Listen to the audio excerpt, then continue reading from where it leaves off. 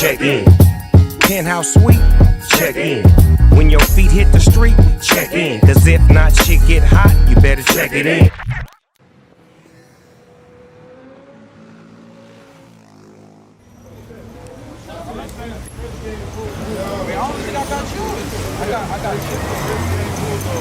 Yeah, yes, sir. You got Big U, World Star, checking in. How about this?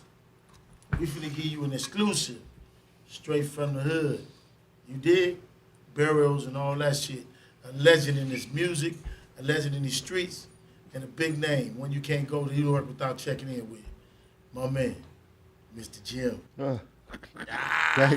Thank you very much. You did? Oh man, how you feeling, big bro? Man, I'm good, man. You know, I just came out here to check in with you, man, and like get the history, man, to feel the vibes, you know? Oh man, the vibe is love here. Like I was telling you, we don't call it checking in on, we don't call it the past here, we call it love.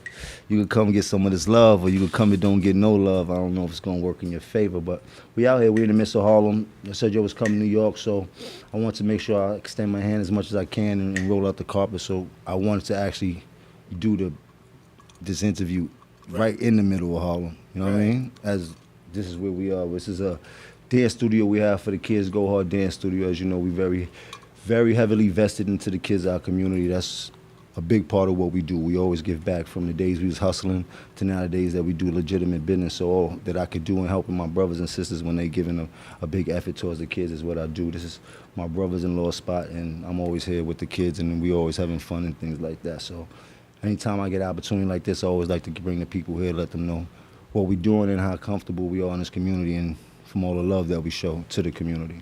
And that's big. I don't know if y'all missed it, but we right here, Go Hard Dance Studio.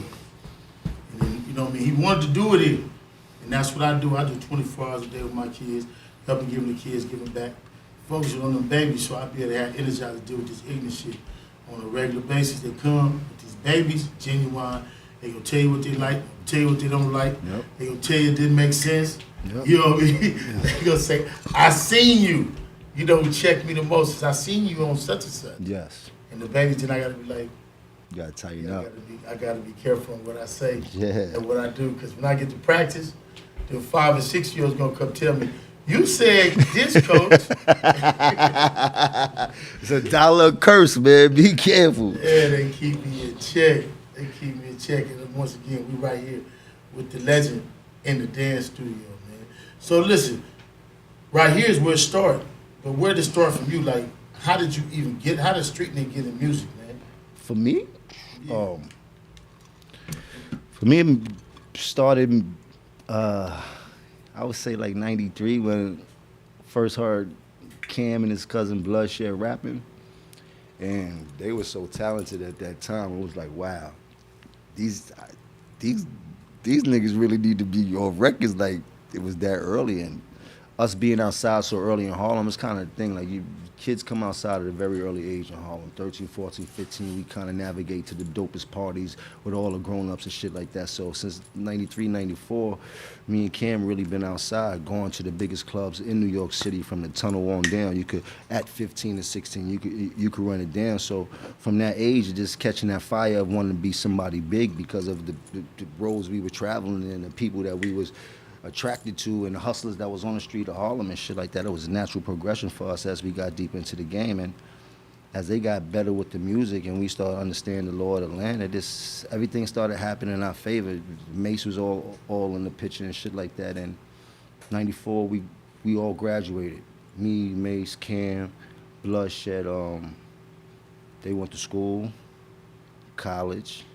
None of them was successful at college. They all got kicked out of school and ended up coming back to Harlem, and they all ended up staying at my grandmother's house. My grandmother had just passed in 95, and now they come back, and none of them wanted to let nobody know they got kicked out of school, so naturally they staying at my house until they got it together. And then Mace was the first one to get the deal out the bunch. Ended up going, I think, to Atlanta to one of these music conventions, ended up getting a deal with Puffy, come back going crazy.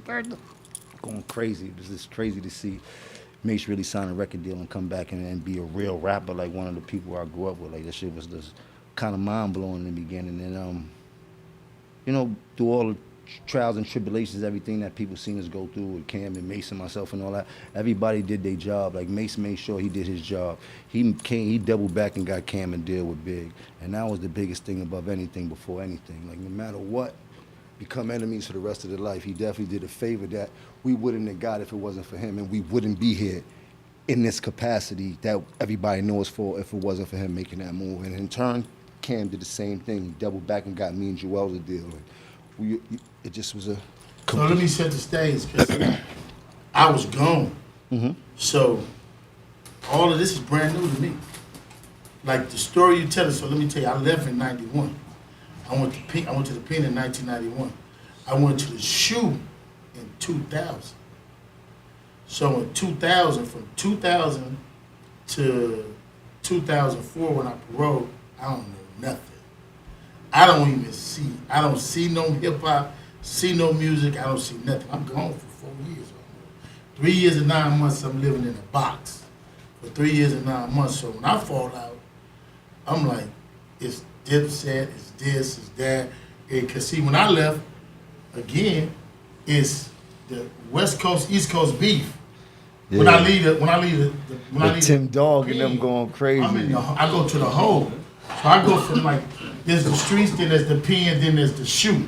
Fuck Compton and all them records they had. I missed all that. That was crazy. That was early high school. We wasn't really outside at that time, but we was watching. That's when the West Coast whole vision started coming to life, and we started to understand about what the gangbanger culture was, and then kind of that whole East Coast, West Coast friction started going on early. So that brought y'all you kind of came in it with Mace signed with Puff. Yeah, we from the era. Because the beef was on, right? Well, that kind of was like the end of the beef, because remember, that was like so when Mace signed with Puff. What year he signed with He was Puff? there with Biggie for a little while, and then remember Big had got killed in 97 was? 97. Yeah. Mace signed. I remember that. They signed in 96. So he got Mace was with Biggie and them for a little while till that happened, and after that shit happened. That kind of, after Big had passed, I don't know all the personal shit, but it kind of in the media that shit kind of all started to fizzle down and shit like that. So when did y'all get on? Because you say Mace came back, got y'all, so.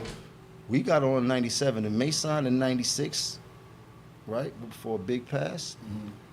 Mace came and brought Cam to Big's house in Jersey. Cam ended up rapping for Big, and he came back to my house like, yo, I just rap for Big. He said he gonna give us a deal.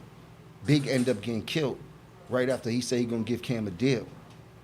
Now he's like, shit, what the fuck? Big just got killed. How we gonna get the deal? I'll never forget it. Like that shit kind of had us fucked up for a minute, because it was like, damn.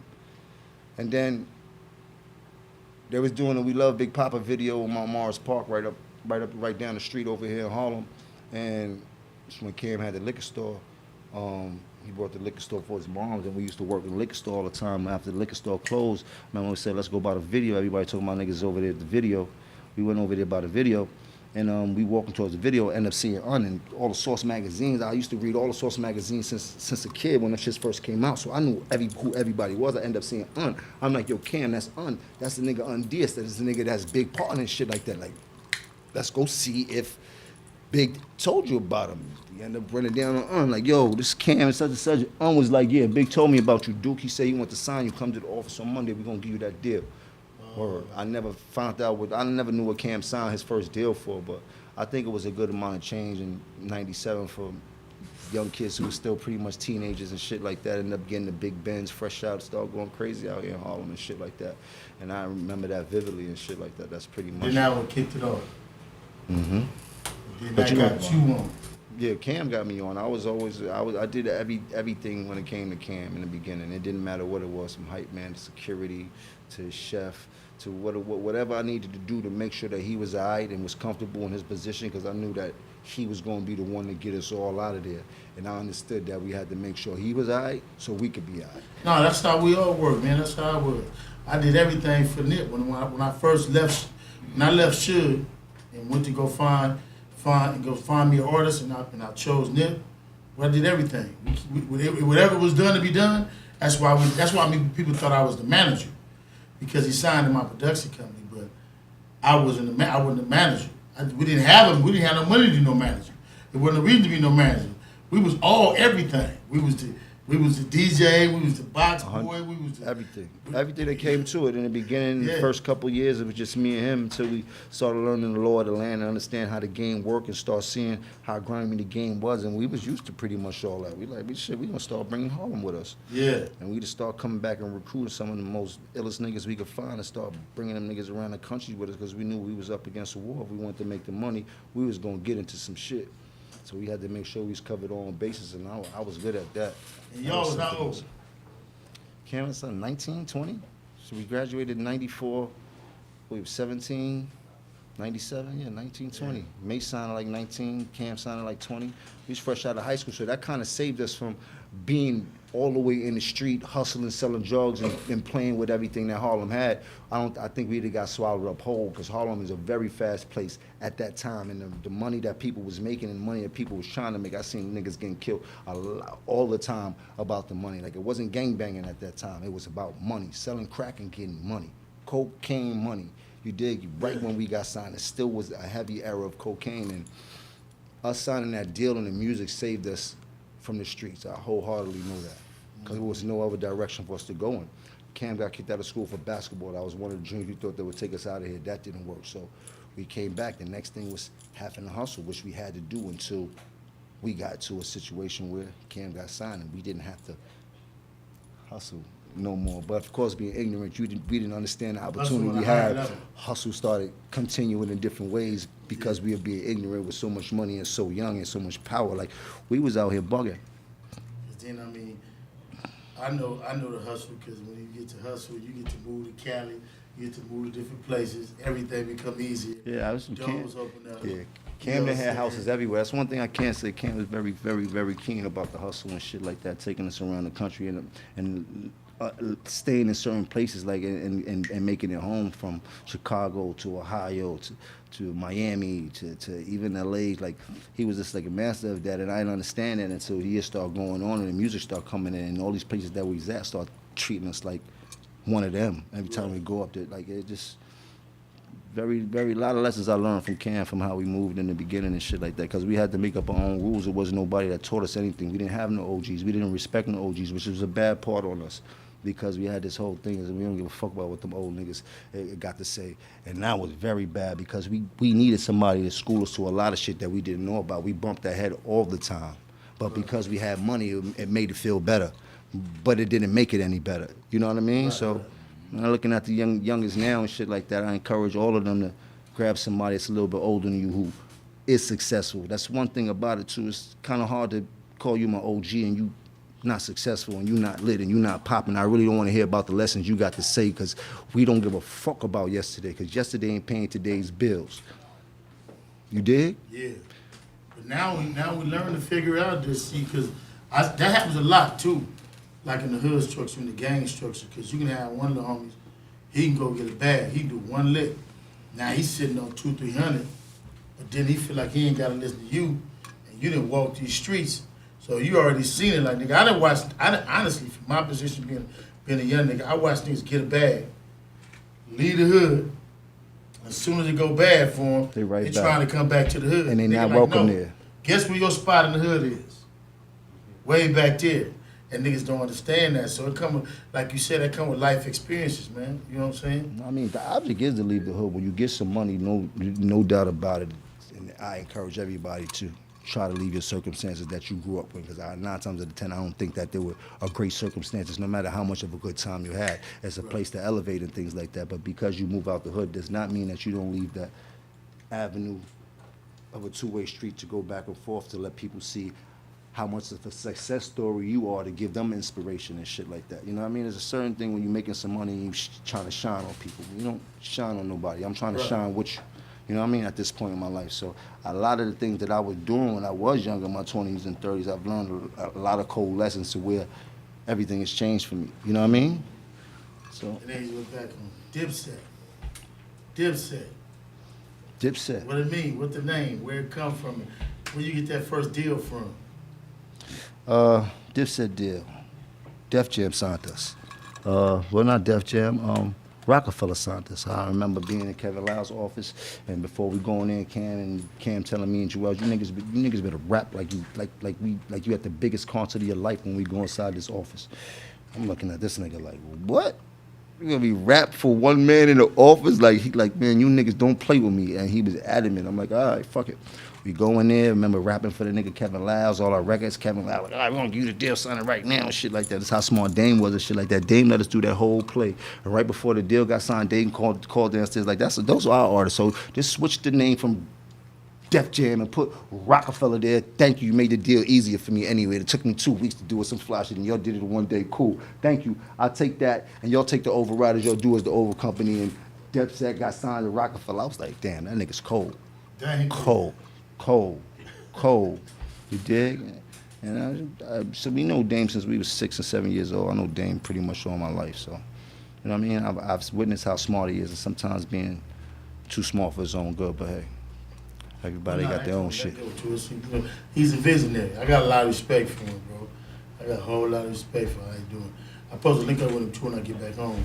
I mean, you know, with everybody. I'm just moving everybody. But I was talking to you earlier about the first deal, Jen.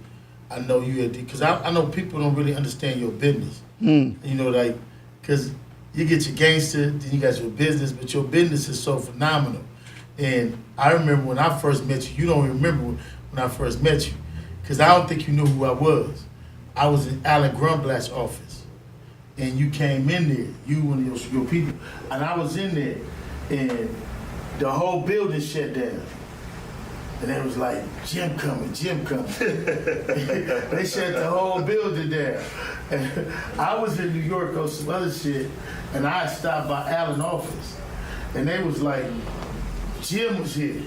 Motherfuckers started going to desks, and people started moving around, and niggas was, I'm like, and I was by myself, and I was with one of my own boys. And they was like, I don't even know what made you come speak to me, but you just looked at me. You was like, I was aware of who you was once I heard your name and shit like that. Just from you being so versatile. Right. I didn't even know you was gonna do who the fuck I was. I was like, certain names ring bells in the West Coast. Like when you go out there, like my man Magic. Like when we first got out there, when you was going, it was like, nigga, watch out for Magic. But Magic ended up being my nigga. Like you dig? But Magic had a bow tie on you and creep right. You like niggas don't like Magic. Like what? So it's like names in LA that you know ring bells. So when you came home, it's like, big, he got me. Shit. What? I'm like, all right, I respect it. Shit. So when I see you in Allen office and shit like that. yeah, real respect, real and shit like that. And I respect the rapport that we had ever since then. There's never been no confusion between us. You dig? Because, I mean, you know, at the end of the beginning of the day, it's a lot of bullshit, you know what I'm saying? And when I came home in 2004, I had a choice to make. Either I go strengthen the Crip Corps against the Bloods, or I go strengthen black men to be with black men. And I chose, because I'm a Muslim, to come home and conduct myself as such, as a Muslim. Somebody to bring peace to peace where there's chaos. And that's what I want to do. I want to be instrumental in bringing everybody together. And I'm always asked that question about affiliations and Bloods and Crips in other states. And I often myself say, if I get off a plane, I would love to see cousins in every state, everywhere I go. I don't know how nobody else would feel, but I don't know how y'all was received and what you went through because of the success in music. There's always a bit of jealousy, and then claiming or being affiliated. I know how I received my homeboys, but I know they ain't always so with you. So how was y'all received as far as Bloods and being coming around? I mean, from going the around, not really. In the beginning. So this shit started out here in '93. I wasn't banging in '93, maybe like '97. I started chilling light, God bless his soul and shit like that. So in the beginning, we got a lot of backlash. And then when we start doing the music and putting the lights, camera, action on it and everybody get to see it, we started hearing a lot of, them niggas is fake bloods coming from the West Coast. And us being over here going what we going through, really banging and people dying and things like that, it was something that didn't really sit right with a lot of us.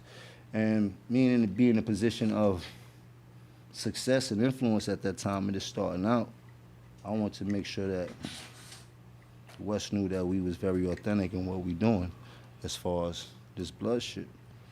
And I took a chance. Knew a few people out there in LA, and I said, I'm going to shoot my video Certified Gangsters in Compton. You dig? and I'm not saying it like I'm Superman or Superblood. I'm talking about I was willing to take that risk of what it had to take to build that bridge between the West Coast and the East Coast, because we both was up against the same things, Yeah, it's black about on black building a crime. bridge. It was about building a bridge. Yes, and we both going through the same shit. We killing each other. You dig? And didn't need any more miscommunication between both sides that caused more calamity and shit like that. So being out there, I went through a lot of shit. Shouts to my man Snacks, who took the risk with me and went out there. I remember jumping out, landing 2 vests, 2 hammers, 1 driver who was actually Crip. So in the beginning of my navigation through the West Coast, it was a Crip. I don't really want to say his name because I don't know if he want people to know about, you know what I mean? But there was a Crip who introduced me to the most influential bloods that I needed to know at that time in all of the blood neighborhoods from Who the Athens. homies you talking about? Yes. Yeah, he'll love that. Posey, I mean, my man Posey, man. Posey back in Shouts motion, to Posey. I haven't seen Posey in a minute, but Posey was the Crip that took the risk on taking me around to all the blood neighborhoods and introducing me to all the real rights that I needed to know in order for me to be moving around on the West Side Right. the way I would like to. You know what I mean? And I mean, Athens Park, Nickerson Garden. Shouts to Fort Ben, RP Fort Ben. I remember him taking me to Nickerson Gardens also. Like I was telling you, that's one of Game's best friends that I met when I went out there to the West Coast. Like I was telling you, I had birthday parties inside of Enterprise Park, and if you don't know what Enterprise Park or who Enterprise Park is, and back then you could do some research and shit like that. This is early. This is 03, 04. Like I've been outside for a minute, and just remember coming to do the video, and in the midst of doing the video, me and certain people, and somebody linked me up with Booyah Tribe, RP the Gangster, and they took me in like the legend. They took me in like the blood brother I am and shit like that, and they told me, you want to shoot this video, just tell us what you want to do, where you want to go inside their neighborhood. They was knocking on houses like, Jim want to shoot the video, or someone want to do the liquor store scene like Menace to Society. He said, we going around the corner, they going to let you shoot whatever. I had no problem, and then went to go to Compton and shoot the video. I'm telling Game, come outside. Game, like, you sure you know what you're doing? I'm like, bro, I got it. Like, I got to the bottom of it. I got some real ones with me. They moving me through. He like, you sure? I'm like, man, I'm sure. I came out here from the East. You come outside and get the Game. End up coming outside later on, and we end up, I forgot what Parker was. We did the try to start to do the Certified Gangster video. When before we get out there, I kept needing different things, and everybody kept telling me I got to speak to Wacko. Like, I need the Lolos. They like, yo, you got to speak to Wacko. I need this. They like, you got to speak to Wacko. They like, I don't know, you got to speak to Wacko. I'm like, what the fuck, who's Wacko? So, like, I was telling you, I was like, fuck it, where's Wacko? They introduced me to Wacko. Wacko mad strong with it from here, like the movies. Hey, what's up, homie? What you need, homie? This my hood, homie. I'm like, ooh, okay, we got the right one. All right, I started building Wacko and shit like that. He's so aggressive and strong through the whole shit. I'm like, damn. In my mind, I'm from the East. I'm like, this shit like Boys in the Hood in real life. My man Snags back there, he clutching the whole time. He don't know what's going on. We outnumbers, 2 of us. Like, then we start doing the video, then Wacko gets locked up. The whole hood like, oh shit, police just locked Wacko up. I'm like, oh man, I can see the fucking. So he was to jail. He went to jail for doing the video. The police like, Wacko, we don't give a fuck who out here. You know better than trying to do no videos out here, no blood neighborhood. Lock Wacko right up the whole hood, just like niggas was like, I'm like, what's going on? They're like, man, they locked Wacko up. Who the fuck? But where we from, like I was telling you, nigga get locked up, we got to bail him out. You dig? So I'm like, yo, where he got locked up at? Like, somebody find out what the bill and let's bail him out. They like 5,000. I bail him out. They're like, oh shit. Wacko came out. He was like, man, bro, I respect the whole. You got to line with me forever. Niggas don't do shit like that, blood. That was respectable. And since then, 04, whenever I did the video out there, me and Wacko been locked in the whole time. Wacko. Wacko is his brain. Wacko, get the name. It's Wacko. You got it. Let me stop. We're gonna take a break on Wacko. Check it in. Yo, yeah, I got you, man. You out here walking them through the hood. Hey, he told me how you pulled up on him. That's what I nigga walk to. That's just how you walk. Hella aggressive on the homie, you heard? Hey man, shit, we supposed to be a little aggressive. Niggas think we got soft. I'm talking about the first time you met him. I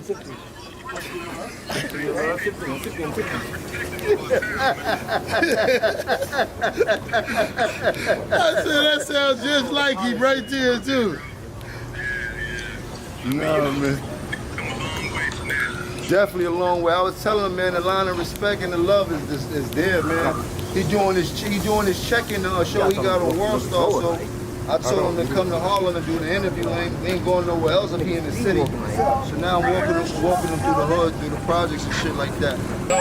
I just want to show the project stuff. So this what happened? Y'all gonna give us some money? You already? So all of them is high floor.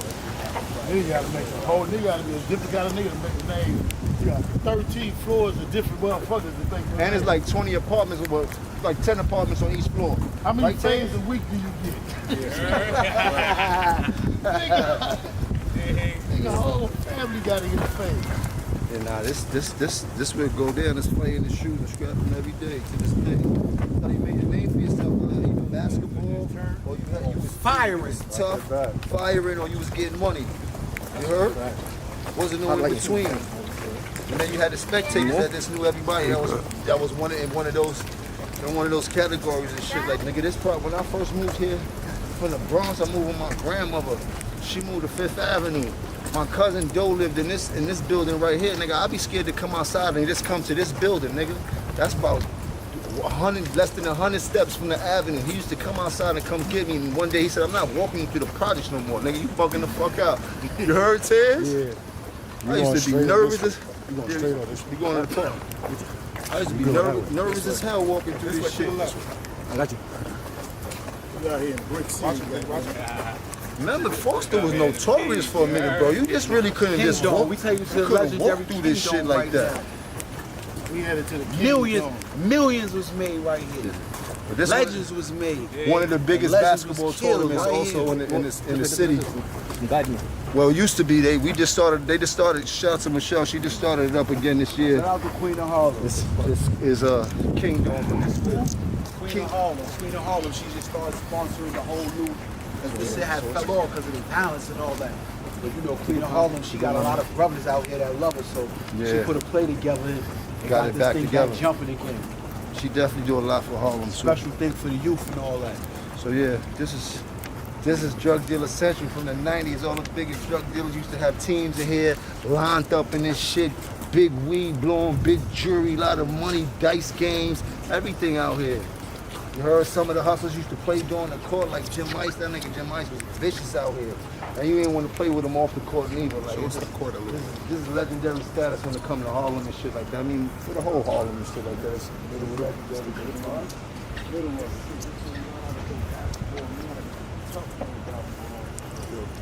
Let's go look at the name. Check it in, you know what I mean? Live and check it in. You did? The young Capo.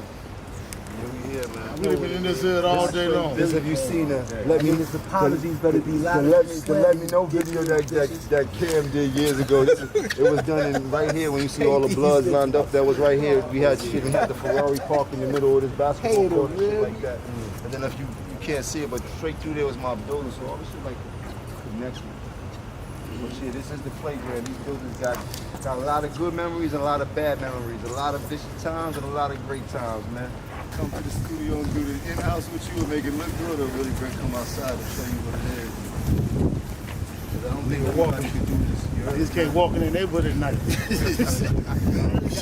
I wasn't gonna say it. I be trying to be a little more humble nowadays, but niggas really don't be outside when they from and shit like that. Sound good on the records and shit like that. Mean nothing. But when it come down and get on the pavement. Niggas is like paper mache. Everybody say they run their hood, but we walk through our hood. We don't run our hood. You heard? We walk through, baby. We run the city though. Machines. It's your boy Jones. $200,000 joints, 220 on the day. Yeah, the jury is there. We don't slack on this. We ain't slipping and slacking on the jury. Not because we come outside, we have you on the neck.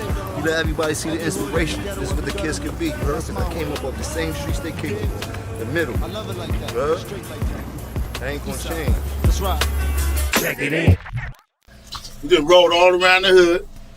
Homie brought me to the hood to check the shit out. See who good in the hood. You know what I'm saying? When you can come to your own neighborhood, go back to your own block, come to your own stores, what they call them bodegas, and bring 30 niggas with you from everywhere.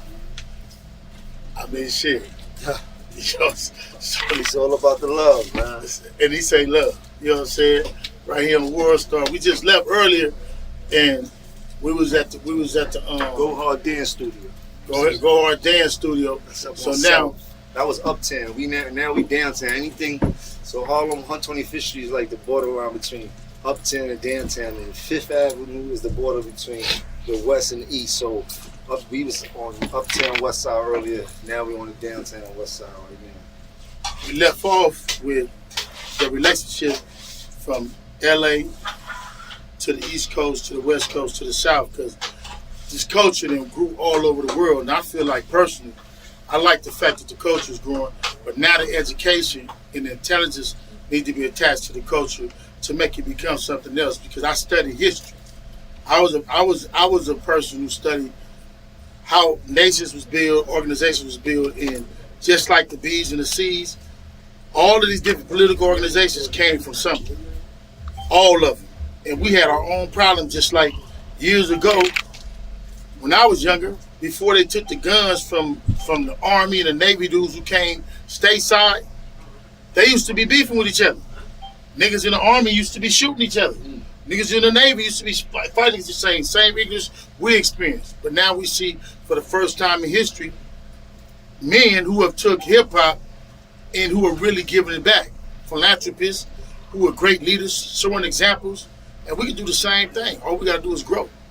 But like bro was saying, he had mentioned how him and Wacko had met, and how Wacko had really helped his cause. Yeah, Wacko was dope, man. Even now to this day, like I was saying, like even from the day that I met him doing the video and shit like that, the line has been extra clear between me and him, and the love has been reciprocated 1,000 times over from our endeavors that we had to. Every time I touch that on that side, I make sure that I tap in with him as my brother, and every time I touch on this side. But besides that, he's a smart dude, and all the things he was doing for the blood and getting everybody together. Because we all started projecting the violence and ignorance and shit like that, but as you get older, you do learn a little bit different. Though. So to see a lot of the people that I came with this day, man, turning it over, trying to teach the youth instead of turning them into monsters and shit like that, trying to teach them that there's other ways to go about certain things and shit like that. It's definitely a dope feeling. So shout out to Wacko. Yeah. If you know him, you know what's up. You heard? My man moving in a whole other direction, bro. Like me, I'm always big on property and on owning shit. Like that's when I first came home in 2004. I shut down our neighborhood, basically. I shut down. I didn't want no cameras coming in there filming. If you came in the Crenshaw district and you wasn't one of us, if you weren't like my homeboys, or you want some that was a prophet, and I wanted to teach my homeboys how to own their own businesses. This nigga comes shoot a video in here, you need to be the EP, producer, director, you need to be something where you can get a check. Or fuck that, they got a nigga holding the camera, you need to hold the camera. My first guy with Nip, Robin Hood, and all them, they didn't understand that. Then I'm a nigga coming home from prison, and they didn't understand. I was really trying to teach them really on how to do the business. You know what I mean? And I felt like what a lot of homies was doing, they wasn't really giving niggas the game. As far as you concerned, like, where you at is like your business. Not the music part, but just like as far as teaching your sons and how you... Well, everything that I do, I make sure that my son is a part of, or I make sure my son helps me out, or make sure he knows what I'm doing, so in case I need his help, he's always there. He a little bit smarter than me than I was at his age, so it's great to always get his help, but I definitely couldn't keep him fully abreast of what's going on, because it's going to be time that I want to do all this work on. Hopefully, want to leave it in his hands so he can continue with the torch. That's what he would like to do. But as far as my business, man, I've been about my business before I've been about my rap.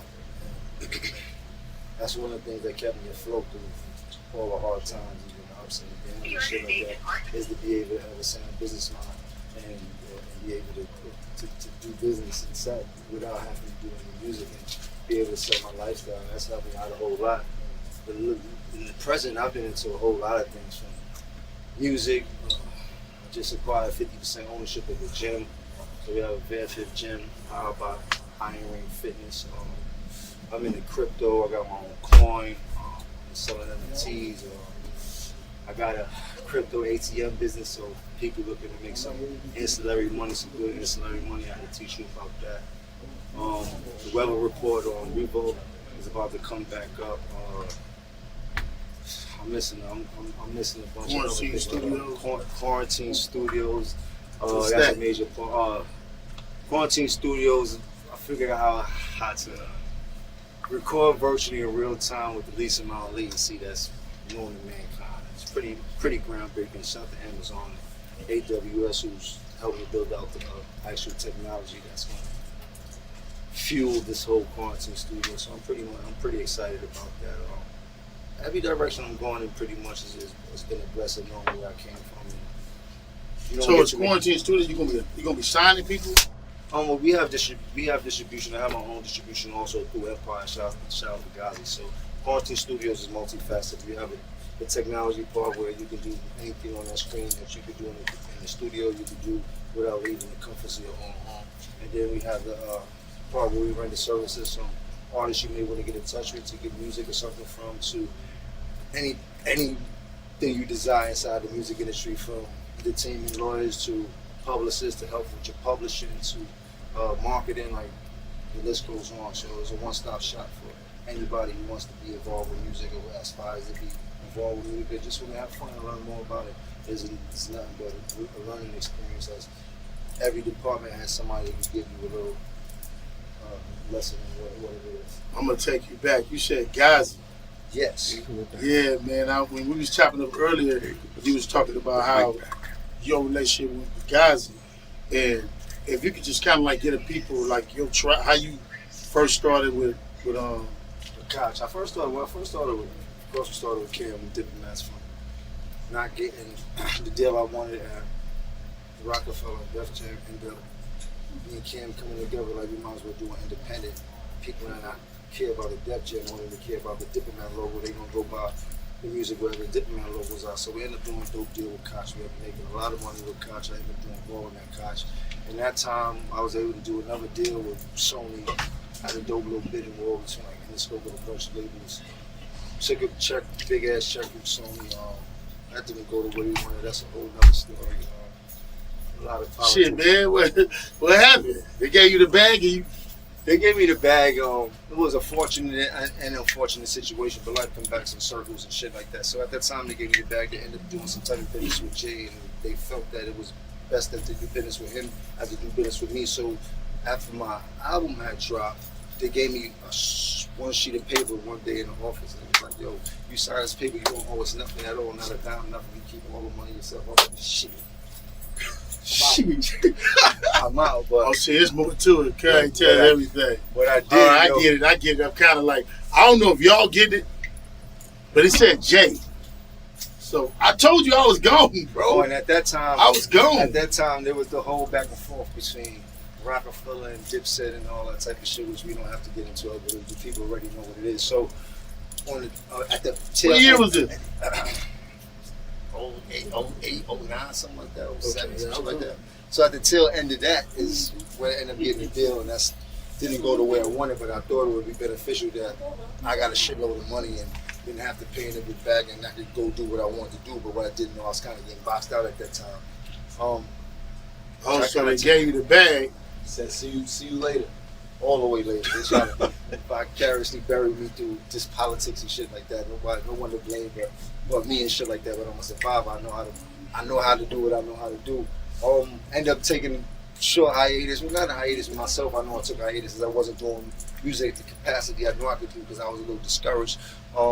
had a dope studio downtown where we housed the whole hood, and I've seen plenty of artists come out and help plenty of artists get record deals in the midst of the time that I took my hiatus and shit like that. Came to a time with some urgency. Knew I had one more deal at Koch, went to Koch. It didn't work the way I wanted to. Allen kind of, I was a little bit too aggressive for him at that time. He told me, I know a guy who's has a distribution. It's probably the way you like to do music. It's fast. It's no ins and outs to it. It's money up front. You get in the music, you get your money, and that's that. You get your money in the back end. I'm like, cool. He introduced me to Ghazi. Came to New York. Did the first deal. The rise of empire. And then, shit, that's been like 9 years ago, and I've been with Ghazi ever since. From the first check he did me to got shots to Ghazi, man. He's one of the absolute coldest executives that I've met in my career since I've been here since 1997, 1998. And he pays on time. He does not sham the money. He likes to spread love, man. I've made And another thing, shitload of money with Ghazi. Another thing about Ghazi was different. Ghazi at that time was the master of the internet.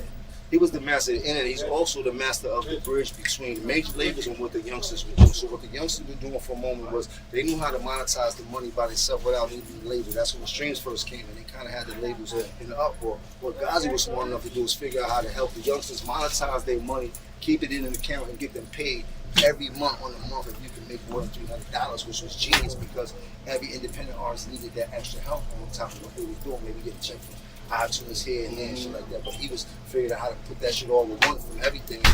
What the labels didn't know was what Ghazi was doing when it came to getting streams and helping kids monetize. And Ghazi was the key to success in that bridge. And now his whole template is that's what the music industry is about. Pretty much what he's created. And shit, Empire's up there right now. Like as I seen, he could sign any artist as any major label could sign him. As I seen him help people get bags of multiple millions and shit like that. He's helping these youngsters cash out, and he has some of the biggest records in these past 4 years. He signed that girl, man. He signed with that girl out of Europe, Iggy Azalea.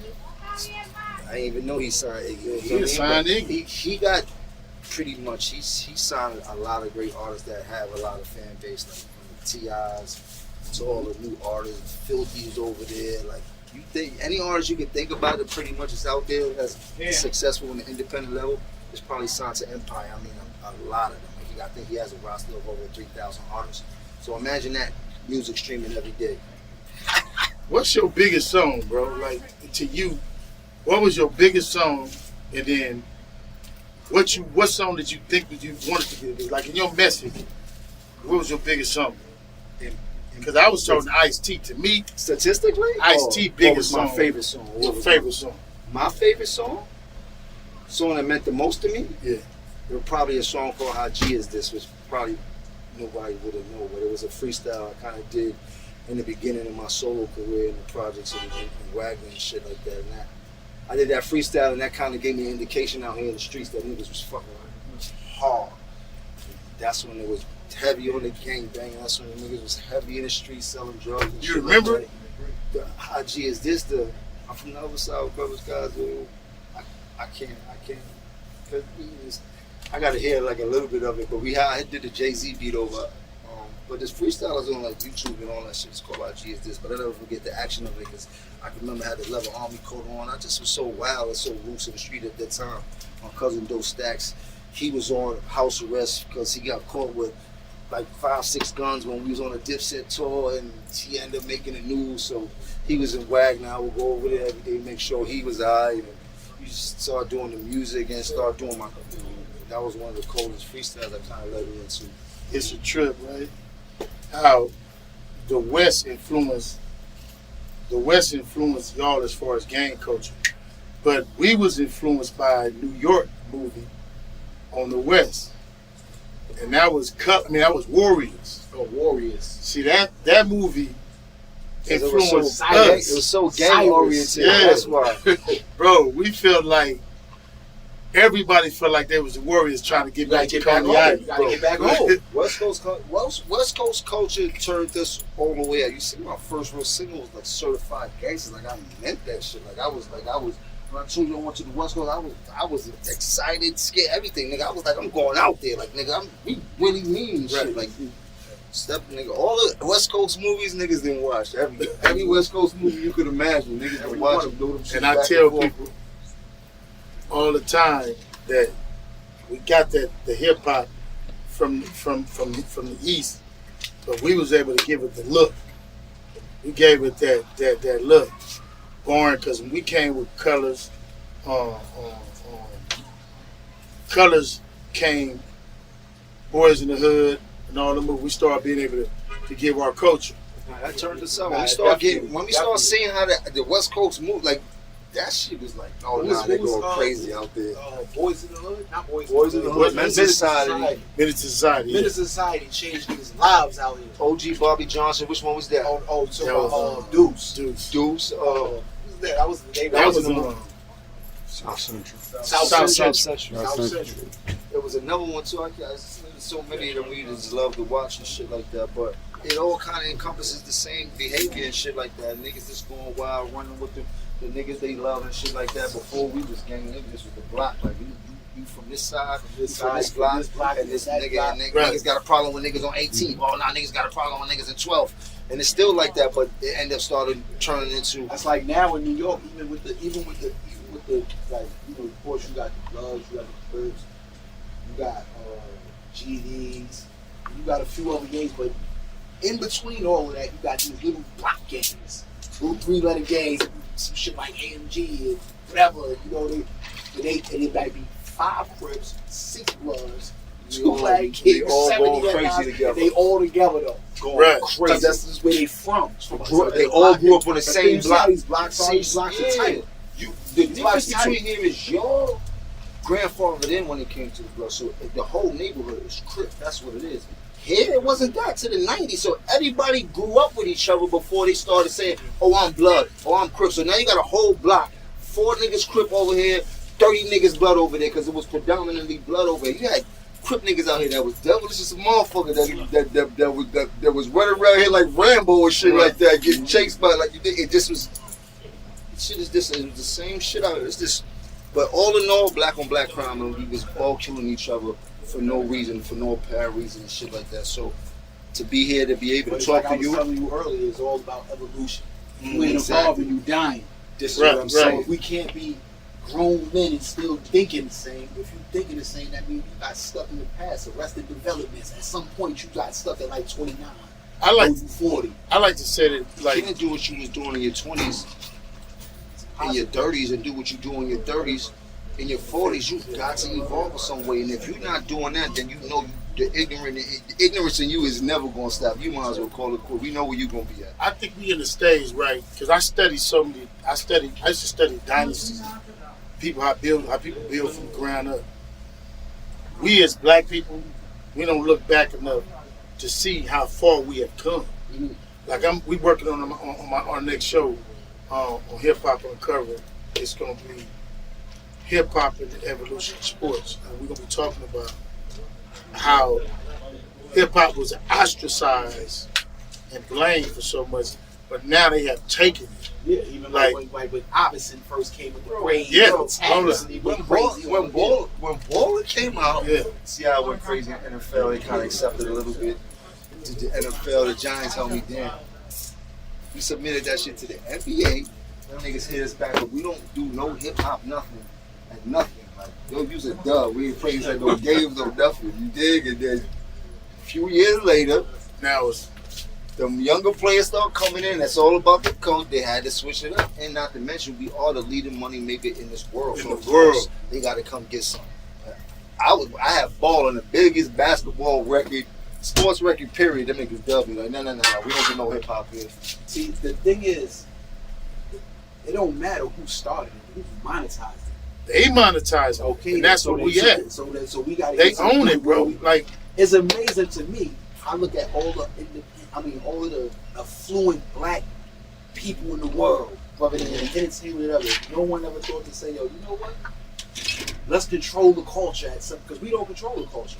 well, you know what I think? What it is they were so busy not understanding the culture that enough of us didn't come in. But now we see like It's- Yo Gotti.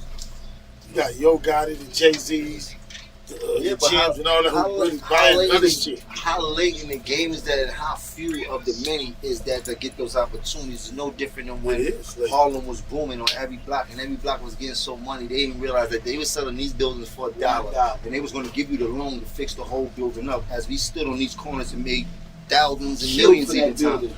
we didn't care, and we hustling out the building, but we were so occupied on making the money, which Yeah. we put in front of us all the time. We wasn't worried about the business and what really makes the money right in front of our eyes. It's the same shit that we go through now. But that's a lack of education, though. What that was is our uncles fresh out of Reconstruction, fresh out of not being able to go to school. You know what I mean? And then lack of education. I'm the second generation of. My mother was the only one out of 13 brothers and sisters whoever went to school, and she went to college. So when they left Mississippi and went to California, she was the only one that even had an education past elementary. Right. So they didn't know how to tell us to go buy these properties. Just like my uncle told me, bro, I was one of the dumbest motherfuckers on planet Earth. Nigga, we was getting money in LA. Nigga, I'm sitting with $1 million in my uncle's house, and I got cash all over. My uncle told me, buy this house over here, buy this house over there. They only want $15,000. I could have bought a whole block up. We had enough money in there to buy the whole block. I didn't understand that though. I couldn't catch it when he was saying it. And there's gonna be so many motherfuckers in LA who was in the culture who gonna say that. We should have owned our home neighborhood. That's the same But thing. we didn't know. You said the same thing. The same shit in Harlem. $1 rounds. Literally All $1. these millions of dollars flowing through. Yeah, man, and then now, right, y'all got the green coming to New York. You know what I'm saying? Like they whooped us on that in LA. We ain't the ones running that. Man, you got the Asians came in, Asians, Persians, all came in and took over. Bro, they got all of And them. the Albanians, they got hella. They got all the licenses, money. They got all of it right now. We didn't get the shit because they made us all criminals. You know what I'm saying? Right. They made us criminals. First coming out the door, first thing they do is give us a case. 100%. Once you become a felon, you can't do shit. But they do have these social equity programs. I will say that in certain states they got these social equity programs, like people that have been convicted of the marijuana crime. They offering a chance to actually. That was all cap in California, though. I'm gonna tell you. Nah, there's a few. I know a few people that actually. But let me tell you what they did. They give that to you, but they don't give that to you with no finance. So you can have a whole license, but how you gonna open up a dispensary if you don't have the money? No, let me tell you what they did in California, brother. Let me tell you what they did. They opened it up. The social equity program was California. I was on top of all that. They opened it up for 200 people, right? It was only gonna give out 200 licenses within the city of LA. Then because it can't be social equity in the suburbs or in Beverly Hills because the social equity program was supposed to be to benefit people who was affected by the war on drugs, targeted areas. When they set the program up, the people who was running the program, they said you had to apply for the license. Go through all the steps, apply for the license online. They went in and tweaked the internet. Right. So all the black people who really should have got it, applied for it, didn't get to apply for it. They had all the different people, the Asians, the Persians, tweaked the system. So on the internet, out of the 200 licenses the people applied for, it was only 28 blacks. Yeah. So the ones that you know that got it is still fighting for it. So now what's going on? So because it was a lawsuit filed, they trying to fix it, and they added another 100. You know, my wife and I did my wife in the motherfucker because of me and her. She only like 400 and something on the list. Right. You know what I'm saying? Because they went in and tweaked the shit. So again, how did they get it? They beat us through the internet. You know what I'm saying? They went there and tweaked the shit. They knew how to. So what? They got the motherfuckers who's the politicians running LA. What I'm telling y'all is, when they come out here, don't fall for it. Because they whooped us with it in LA. Right. All the licenses, all the grows and all that shit, they literally whooped us with it. That shit is out here. That's already shut. If you ain't part of it already or got your ways into it already, that shit is already swallowed up. It's New York City big business. It's like, They probably did y'all the same way, bro. They whooped us. It's a cookie cutter approach. Once it works somewhere else, it's gonna work here.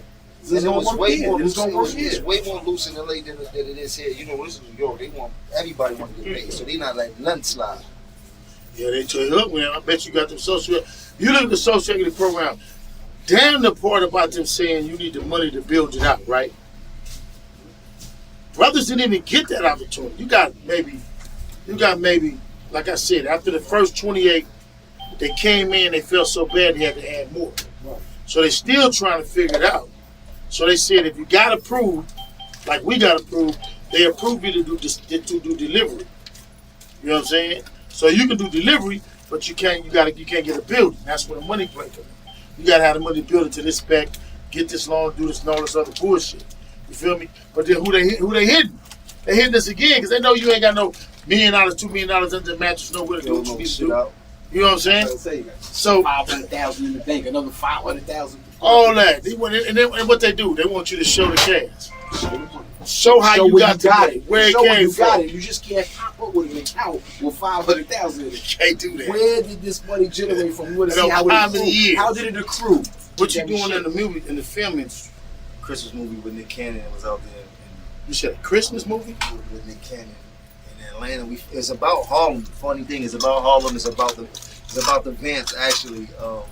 Dope little comedy. He had all the comedians you could think of in it. I was in Atlanta for like a week shooting. So I got a major role in the Christmas movie. It's pretty much about my lifestyle in a funny way and shit like that attached to it. So it's dope. You got a movie with Nick Cannon? Yes, sir. Well, you stay with the red team, don't he? He ain't got no movie with Big U. He ain't got no movie with the blue team. Let's go. He got a movie with the red Sign team. me up. See how deep we get in LA? Like, oh, that's the red team. Hey, man, listen. You know what I mean? Nick ain't even got a... What's up, nephew? He just did I got to meet his pops and all that too and shit like that. Yeah. Well, you know, his pops used to be was on the blue side. See, I didn't know that. Yeah, when the hood they was here in San Diego, they was originally Crips. Then in Nick era, they turned Bloods. Yeah. History. Yeah. Nick can tell you. History. Nick can tell you. Nick is a brilliant though, man. Nah, he's definitely a genius. I had talked to Joe earlier about the verses. Okay, so now, did you fall off the stage, bro? Nah, I was throwing some weed to the people I had in this ring right here, flew off. And I just started walking towards the ring and I walked off the stage. Luckily I landed on my feet. All the niggas I was with seen something happen. They see me jump off the stage and walk off the stage, and then luckily I got to see the person who grabbed it and shit like that. Luckily it was somebody actually doing shit like that. Got my ring back and jumped back on stage. I never watched the verses. No, I did. That's a lie. I watched the Isley Brother verses.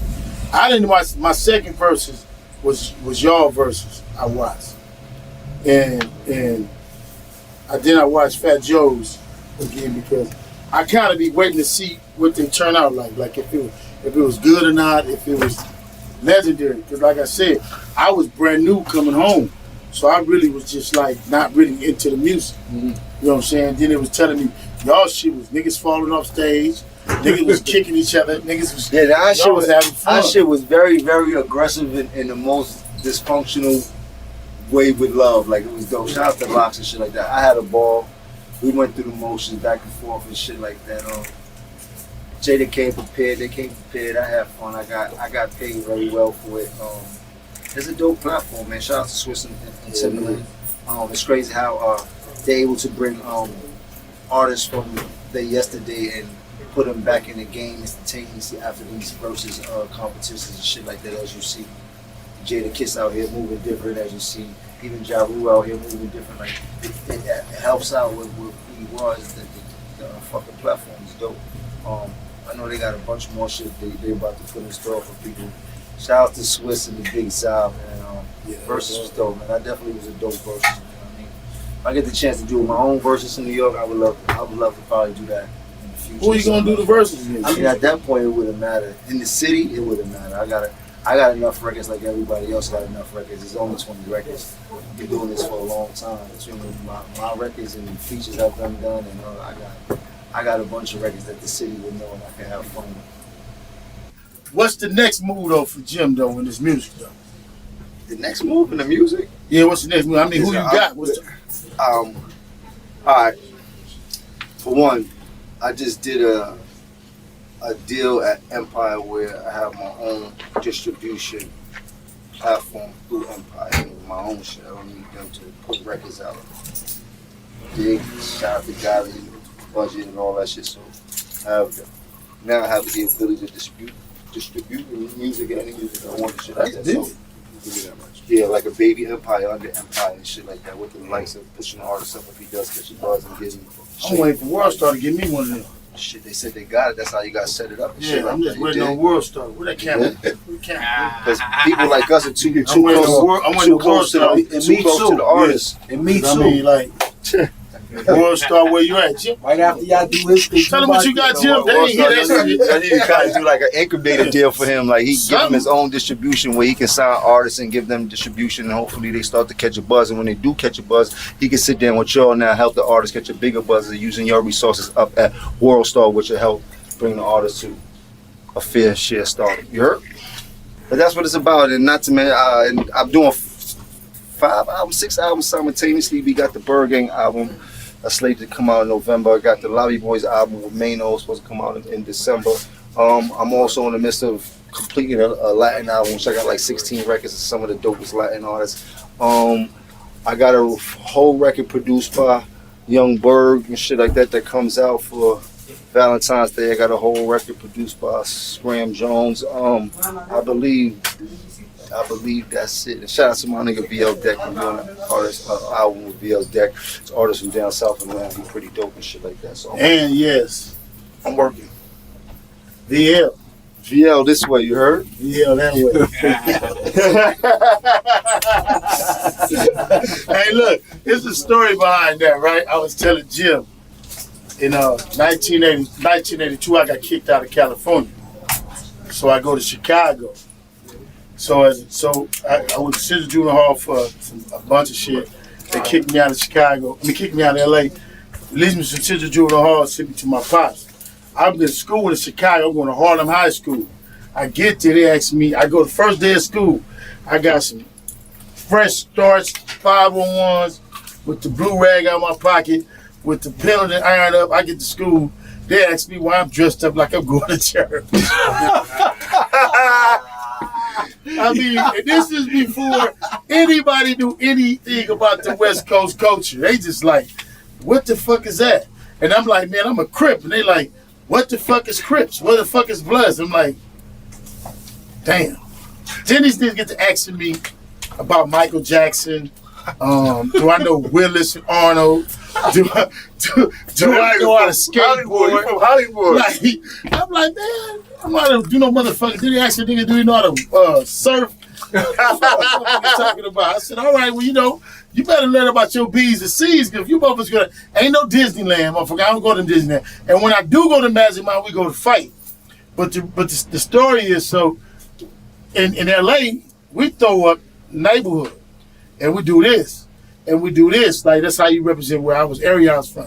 So I cause so much conflict because that's throwing down. Like, if you do this, Right. to us, this is an end. So that's what that stands for, end. In this neighborhood. Mm-hmm. So out there, this was a VL. Yeah. And if you threw that down, that was this. What them niggas laying down on me so hard? The fuck is that, nigga? You better put this shit. Then the nigga have to learn, and that's what Check-It-In is, because you got to know what's going on in every city you is. You know what I'm saying? And that was like my lesson. Like, then you can't turn your hat to one side, can't turn to the other side. You know what I'm saying? And really learning culture. Now, when we first landed, the first time we went to Chicago, we landed in Chicago. They said, man, listen, man, we from Harlem. We I had any way you wanted where I had. They said, man, you got to keep that thing straight or back. There's going to be drama out here, man. It's gangs on either side. You wear that shit to the right, that's this gang. You wear that shit to the left, that's that gang. Like, you wear that shit to the front, that mean it's action. You wear that shit to the back. I'm like, oh, y'all got hat rules? This shit crazy in Chicago. Fuck it, I ain't wearing no hat. On point.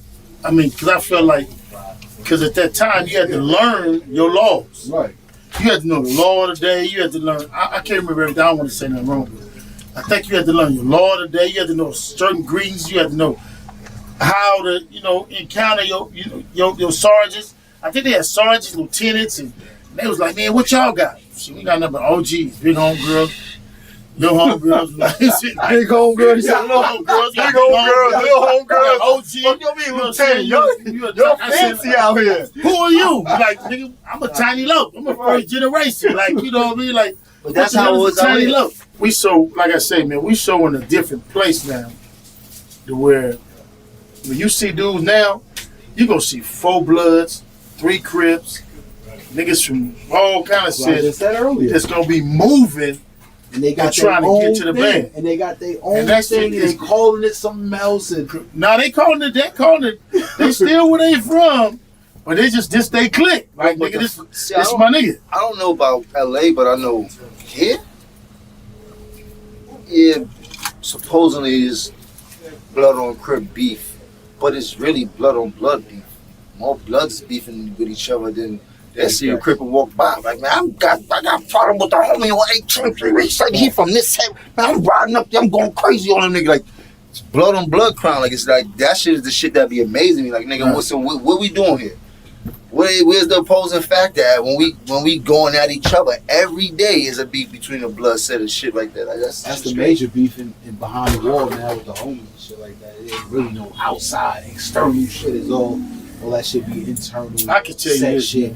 LA is a little bit hotter than it normally is being, but we progress, and a lot of dudes is moving in great directions.